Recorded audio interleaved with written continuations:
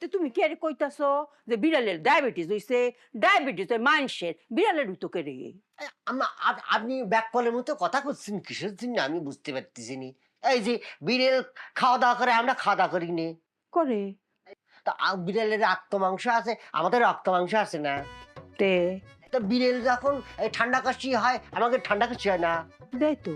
বিড়ালের জ্বর হলে ওয়া ওয়া করে কাঁদে, আমরা হলো জ্বর হলে তো করিনি।